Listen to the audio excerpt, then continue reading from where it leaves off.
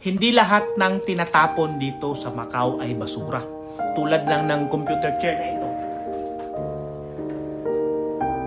Wala tong sira pero tinapon. Dahil siguro nag-upgrade yung may-ari at kailangan niyang itapon dahil wala ng space.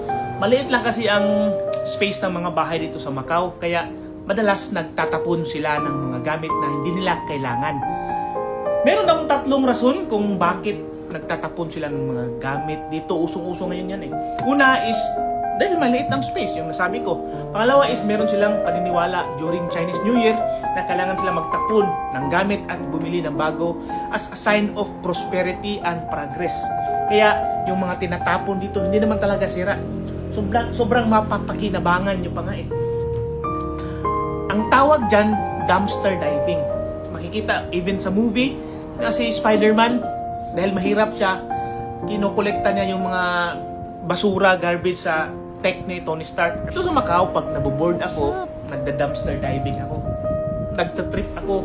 Pumupunta ako sa labas kasi alam ko dito kung saan tinatapon nila yung mga items na yun.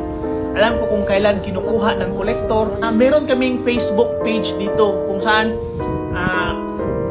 ang unwanted things nila pinupost nila online, either binibenta nila or pinapakuha or pinamimigay. So kung gusto mong malaman kung taga rito ka at napanood mo ito at bago ka lang dito, ibibigay ko sa inyo sa comment section, mag-message ka lang.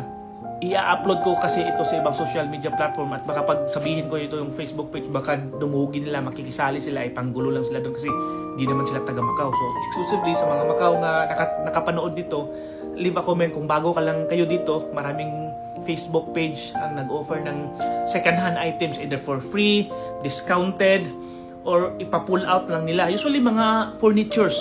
Ito pala yung pangatlo. Dahil aalis na sila sa Macau. Much better, ibebenta nila to or itatapon or ipamimigay dahil less yung gastos kung dadalhin mo pa kung saan kang galing na ibang bansa. Kasi end of contract or lilipat na ng area. So parang out of Macau na sila for good ba? So kaya yung usually mga TV, yung mga flat screen, ibibenta nila ng mura kasi mas gastos kung dadalhin nila kung saan sila pupunta.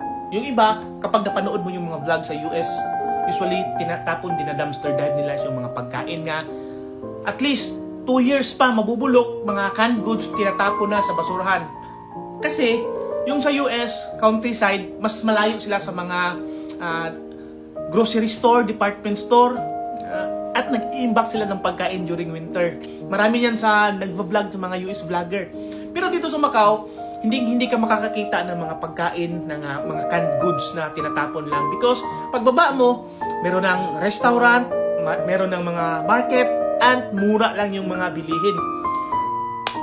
Minsan nga, madalas kumakain sila sa labas, kaya yung mga houses dito, mas maliliit yung mga kitchen nila, mas maliliit yung dining table. Kasi they prefer to eat outside.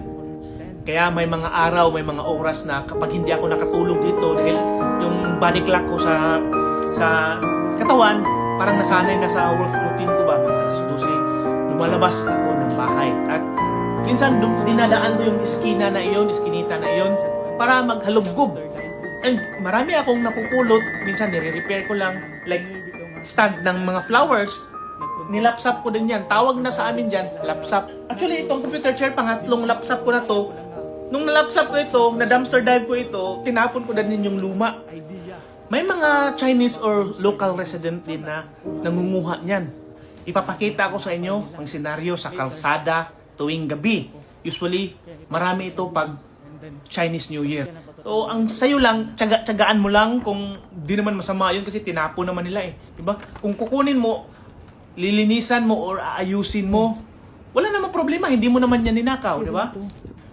So that's it guys, I hope you learned something new sa mga ibinahagi ko ngayon dito sa Macau. Sa susunod kwento na naman, marami pa akong ibabahagi, marami pa akong i-share din sa inyo. So don't forget to follow kung saang platform naman ito napanood and leave a comment kung anong gusto mong malaman din dito dahil pag-iisipan, pag-aaral at gagawa natin yan ng mga content dahil nandito lang tayo sa bahay. So, peace! Bye-bye!